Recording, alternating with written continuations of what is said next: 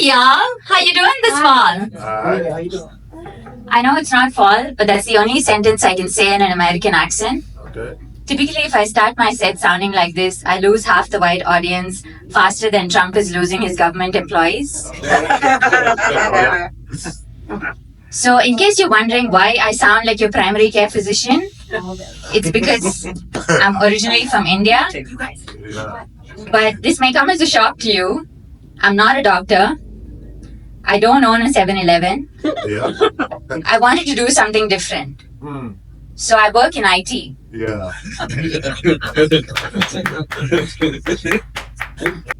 I did spend 16 years of my life in Australia before moving to the US a few years ago. So I could have started my set with, "G'day! How's it going?" But then the accent wouldn't match my Indian head bobble.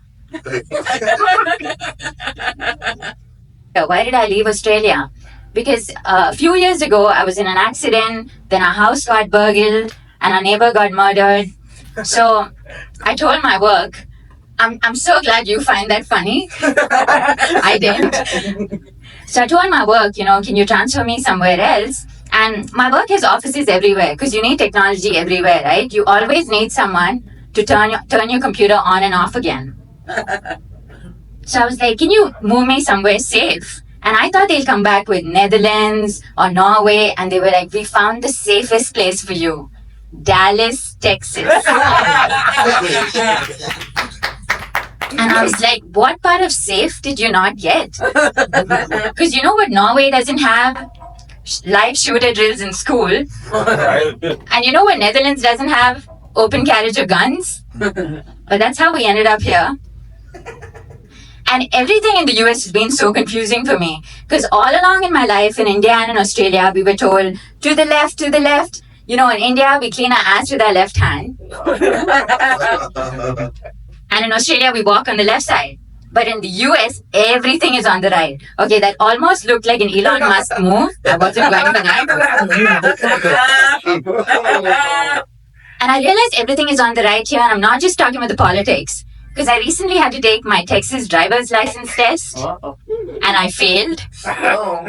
Who fails the driver's license test in their 30s? And who fails in Dallas? Have you seen the drivers on the road? It's funny because they can't drive. Exactly.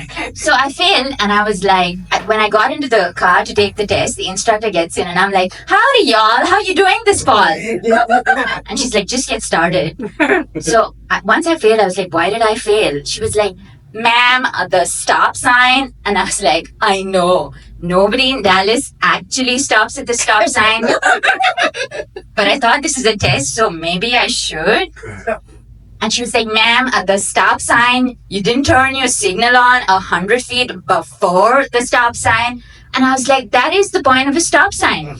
You stop, you take out your phone, you decide to go left or right on Tinder. You like a few videos on TikTok. You buy a really cool leopard print top on Amazon. Great top, huh? And then you decide if you want to go left or right. Anyway, so since then, because I don't have a driver's license, I just walk everywhere in Dallas. And even though I'm a legal alien from an immigration perspective, everybody here looks at me like I'm a real alien because nobody walks here. I did get asked, though, that if I could vote during the elections last year, who would I have voted for? I can't vote here because I'm an Australian citizen. I would have voted for any party that would give me a green card. My pronouns are, I'm not going back. I put the I'ma stay in namaste. If you get what I'm saying.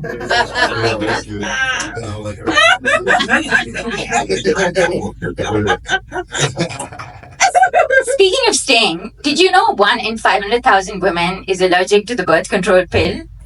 So I happen to be one of the 1 in 500,000 women.